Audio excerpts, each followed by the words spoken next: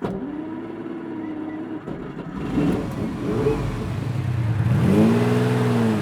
it comes to what cars you like, I think everybody wants the cars they coveted when they were growing up. The 275 Ferrari, I can still see one in Cambridge, a bright yellow one with a woman who had the best pair of blue jeans and high heels getting into the car.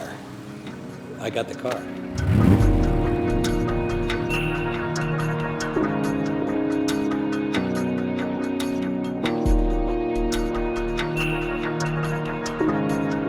When Ferrari first made the 275, they were 2 cams. This is one of them. Apparently, if you could go 130, 140 miles an hour, the nose lifted a little bit. So after 250 of them, they built a car with a longer nose and a smaller radiator opening, mostly 4-cam motors. This one is a 6 carburetor, 2-cam. That's really unusual. Lots of torque.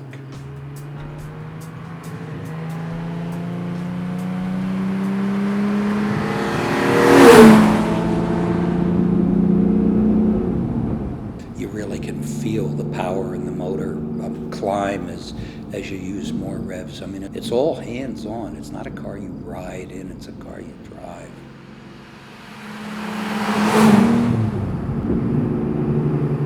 If you're a real Ferrari guy, you think this is the best of the 275s.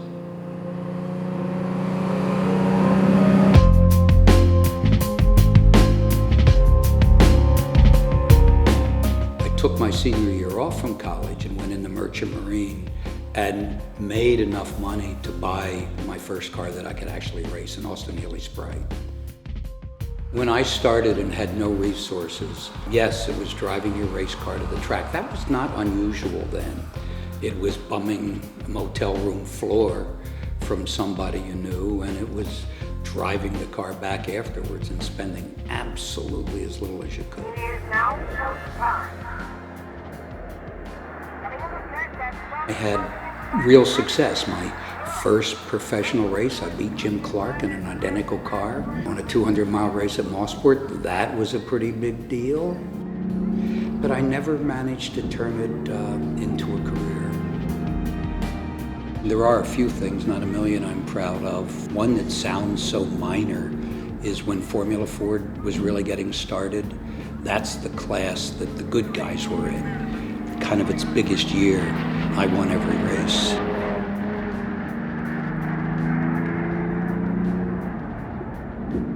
My racing career was winding down, and I thought maybe a racing school, but there weren't many then, would work. I went into it with a real competitive racer's mentality, and my goal was to just do absolutely the best job we could. It wasn't to make lots of money, just to win. And that was satisfying, just like driving a racing car.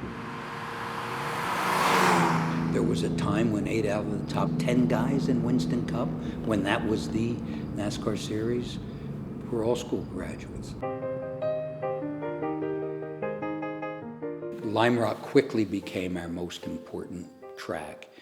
And in the early 80s, the Greek ship owner that owned Lime Rock, who raced, had stopped racing, and the track was for sale. And I was worried that the wrong guys were going to buy it. I put together a group of 6 guys who were school graduates, and we borrowed all the money and bought the racetrack.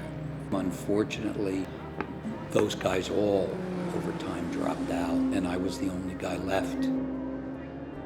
And we've tried to preserve the feel of it, but keep it modern so we could keep having major races. And that kind of all culminated this year when we did all the work on making the paddocks bigger and paved properly and improved the spectator areas and made them larger to make it better. But I think if you walk in, it's the same, I hope. My name is Skip Barber, and I'm fortunate to drive a variety of cars. My favorite car is a Ferrari 275 GTB.